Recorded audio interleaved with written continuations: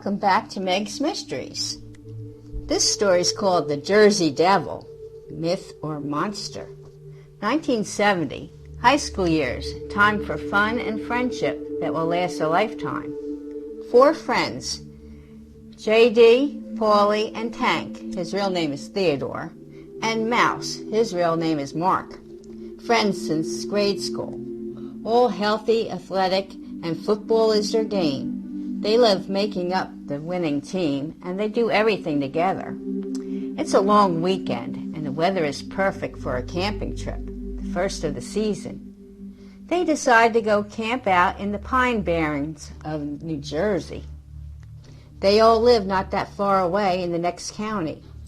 So J.D. borrowed his grandfather's old truck, and they set off for a weekend of nature and camaraderie. Mouse said, "Back to nature, men. This will be a weekend they will never forget." Of course, they all heard the legend of the Jersey Devil. Mouse even researched it and made a paper for English assignment. So he knew all about the stories of it, but they never really believed it. They heard the stories of the devil, and they always laughed about it. So now they venture off and found a perfect location for their camp. They parked the truck on the road, no one around to bother it, and they hiked well into the Pine Barrens. Everything was going great. They set up the camp and had a fire going, ate the sandwiches, soda, and chips they brought. They sat around the fire just relaxing, telling jokes and stories. Tank said, "I bought a surprise." Then he got up and he went to back of the tent. He came back out with a 6-pack of beer. He said, "I borrowed it from Dad. He will not be missing it." 1 beer each, and are telling tales. Mouse says, "This is a perfect time for a good old scary's tale, right?" They all knew what he meant, so they let him tell his tale of the Jersey Devil. It was 1735. Janet Leeds, Mother Leeds. She had 12 children, and after finding out she was going to have the 13th child, she cursed the child in frustration and said, "It's from the devil." It was born a normal child. Then the 13th child changed into a creature right before their eyes, with hooves, a goat's head, bat wings, and a 4th tail. Growling a blood-curdling scream, it beat everyone in the room with its tail. Then it flew up the chimney into the Pine Barrens, and it is still there till this day. It will terrorize anyone who dares to venture into this land. That's one story, Mouse said. And in 1900, South Jersey, the Jersey Devil, or the Leeds Devil, they called it. It was connected to the Leeds family, a family that lived locally. And they all believed it was a real story till this day. And it's right here where we sit, where he lives. The others all started to laugh, but Mouse was very serious.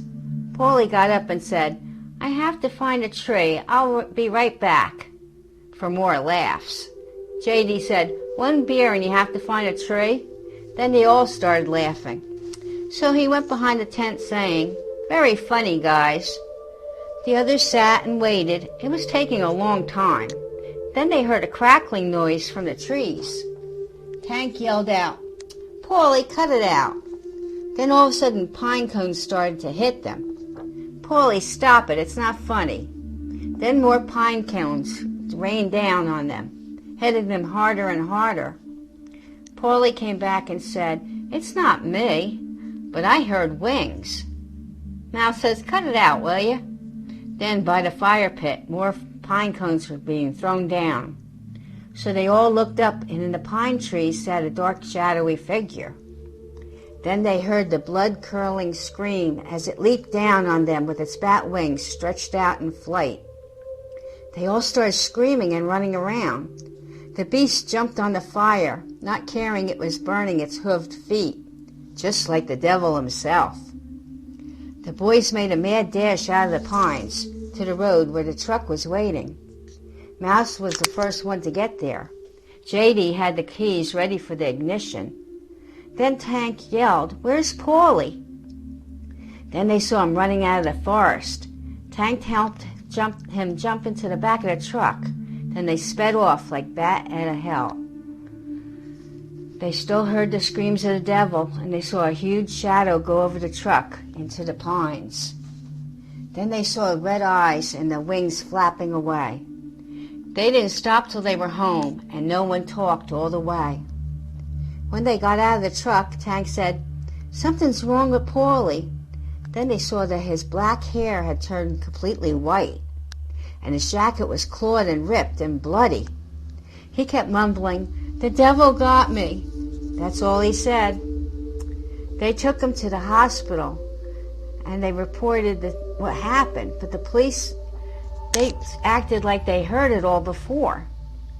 When the police went to check it the next day, they found the campsite was torn apart and a bloody trail for where Paulie ran from the devil. On some of the pine trees, they found parts of his torn jacket. Until this day, they all hear that high-pitched scream, the flapping of the wings, and they see the red eyes of the Jersey Devil. Paulie never recovered. I don't think any of them really did. So was this a true tale of horror or just a campfire story? You guess for yourself. Why don't you go visit the Pine Barrens and find out and let us know? This is Meg. This legend was my personal favorite. I grew up in New Jersey, not far from the Pine Barrens. I've driven past the area many times, but I never stopped. But I always heard the tales of the Jersey Devil. And believe it or not, I think it could be true. What do you think? Until next time, have a great evening. Here are some shout-outs of my favorite followers. Catching Bones and Specters with Danny, Skull Asylum. Mystic Love and Light, My House is Haunted, Living History Mysteries with Drew. Great channels that you should all check out. Until next time, enjoy your evening.